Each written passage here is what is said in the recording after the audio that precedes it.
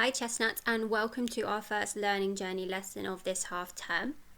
We are going to be focusing on a new learning journey question that I'm going to reveal at the end of today's lesson.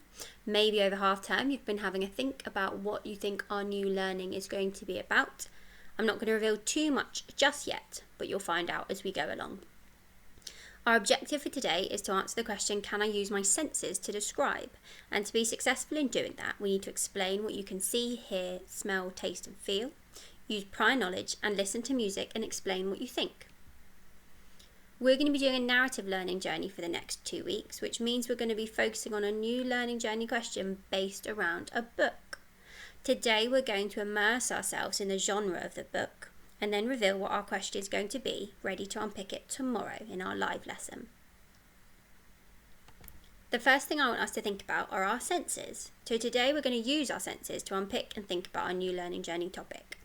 So the first thing I want you to think about is, can you tell me what all the 5 senses are? Maybe pause the video and have a think. I wonder if you've got them. And I did actually talk about them on our first slide. So if you were listening, you should definitely know. We have our hearing, our sense of smell, taste, touch and vision, which is our sight. Okay, and all of these senses are really important. We're going to use them today.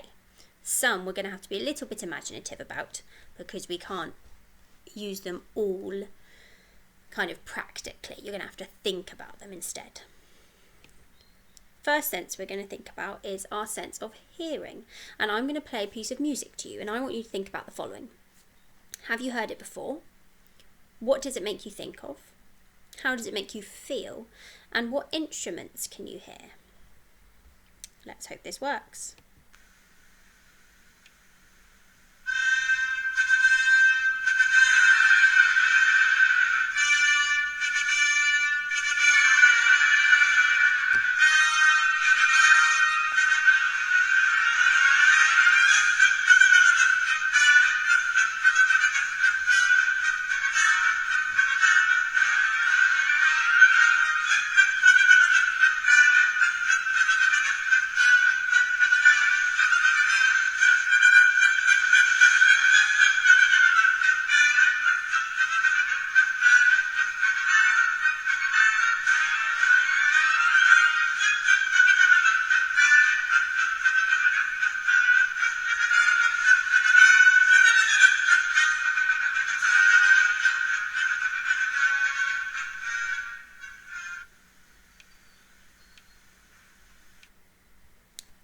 Excellent.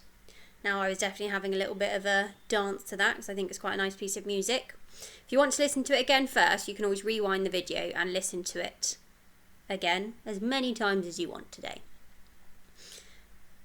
So now you need to have a think. Maybe pause the video and write these down.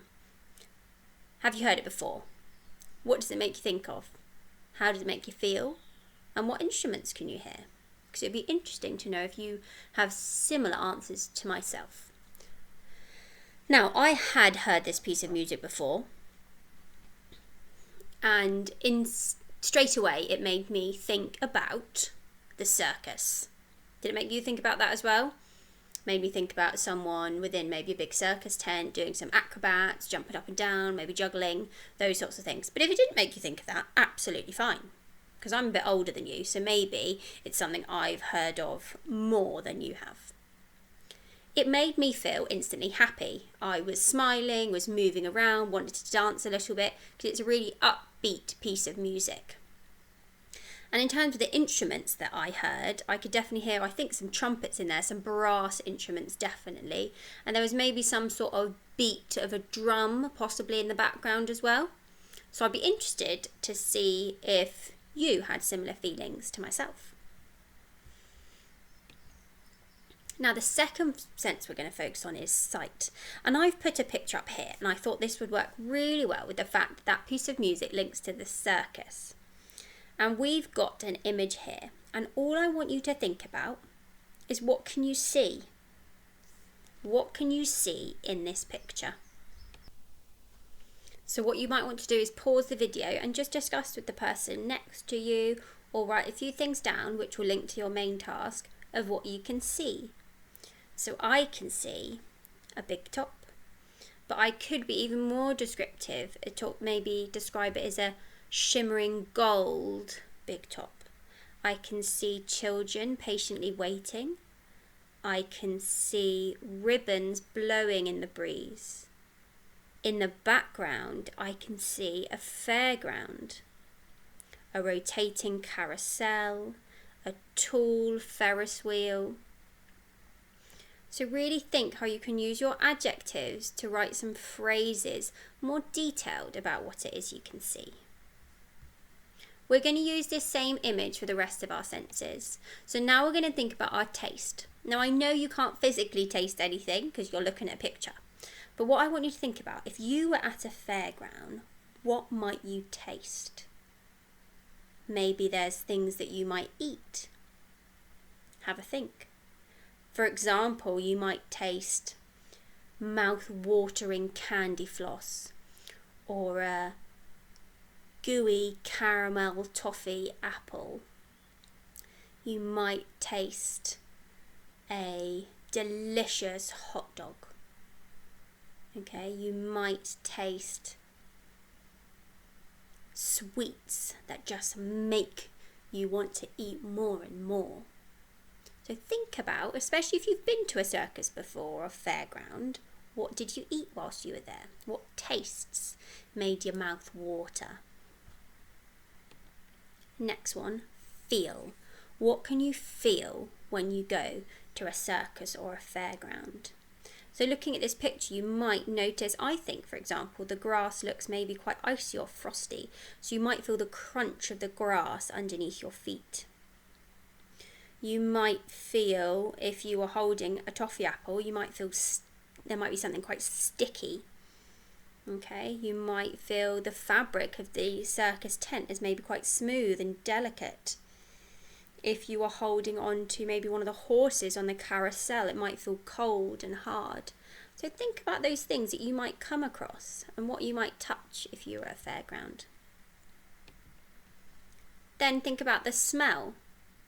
So there's lots of different smells at a fairground, aren't there, at a circus? You might get the smell of roasting chestnuts over an open fire. You might get the sweet smell of sugar being spun around into candy floss.